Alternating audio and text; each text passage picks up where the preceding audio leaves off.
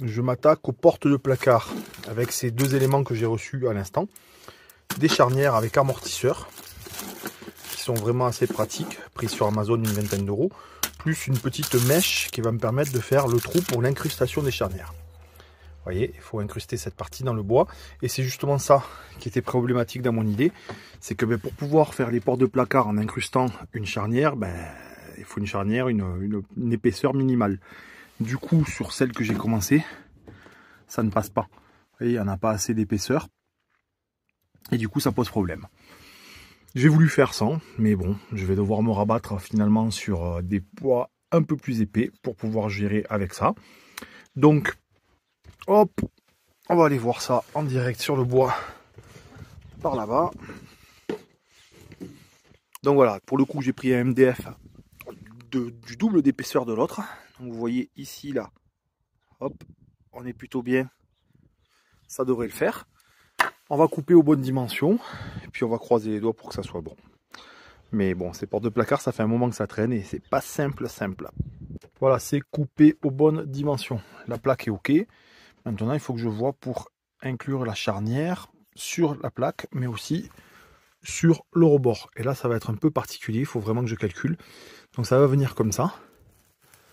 Voilà, le problème c'est que si je me place de manière à être embuté, il faut que je rajoute du bois ici, là, du côté de mon index. Sinon le tasseau va pas suffire. Donc je vais choper des petits bouts de tasseau supplémentaires que je vais venir mettre ici. Bon, c'est pas gagné, c'est galère. Hein. J'ai rajouté mon bout de bois, mais pour le fixer, ça a été la mort. La perceuse ne rentre pas là, donc j'ai pris un petit embout en impression 3D que j'ai fait ici à la main, comme j'ai pu. Mais l'emplacement des vis, c'est pile poil entre les deux, donc c'est pas très costaud. Je vais voir. En tout cas, voilà la cinématique de la... Et voilà. Ça tient pas, mon Dieu.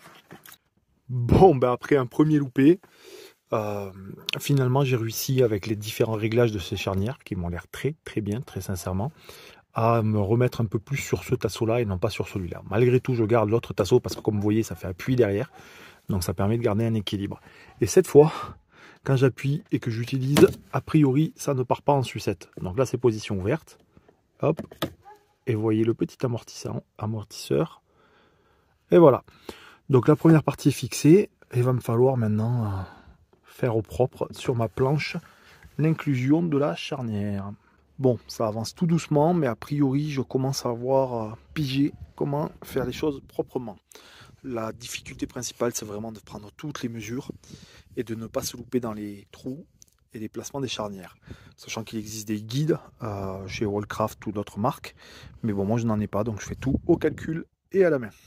Bref, comment je m'y prends? Je vais placer les deux charnières de manière équilibrée, donc une ici, une là-bas, à peu près à la même distance, hein, à peu près 12 cm là, 12,5. Une fois que j'ai fait mon repérage ici, là, j'ai fait mes 12,5 ici, je vais venir avec une équerre, hop, et je vais compter la distance pour pouvoir placer correctement ma charnière. C'est-à-dire que j'ai à peu près un demi-centimètre, donc 50 mm de décalage. Et puis après, le trou faisant 35, je rajoute à ces 50 mm 17,5. Ça nous fait un total de 22,5 pour être au milieu. Et donc, au milieu de l'endroit où viendra ma petite mèche à fraiser. Voilà, j'ai fait mon report. J'ai adapté ma perceuse avec ma mèche à fraiser. Et maintenant, avec la pointe de ma mèche qui est ici, je vais venir me mettre sur ma marque et je vais pouvoir creuser en faisant très attention, en y allant petit à petit et en retestant à chaque fois ma charnière, voir si elle rentre au bon moment, puisque c'est des parois qui sont à peu près pile poil, il ne faut pas aller trop profondément. Voilà, ça me semble pas mal. Voilà, quand je pose, je suis à peu près embuté partout. Maintenant que je vais venir visser, ça devrait faire le job. Donc on est bon. La deuxième charnière n'a plus qu'à être assemblée. Bon ben voilà, première porte de placard faite. C'est mieux que la charnière de là-bas. Hein. Bon, alors, j'ai quand même beaucoup de choses à raconter sur ces charnières. J'ai réussi à faire l'inclusion. Donc il y a deux charnières, une ici, une autre là, et il y a des amortisseurs. Donc comme vous avez vu, j'ai dû rajouter des tasseaux pour aider la charnière à s'appuyer correctement, que ça ne soit pas déséquilibré. L'avantage, c'est qu'elles sont démontables, donc j'ai pu travailler tranquillement avec chacune des deux parties. Et puis après, j'ai fraisé le bois pour que ça passe là. Là, donc, exemple, petit amorti. Voilà.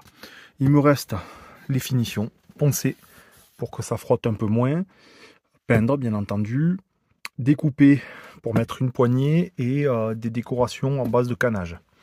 Voilà. Et puis par la suite, j'inclurai sur le bas un petit quart de rond comme ça tout le long.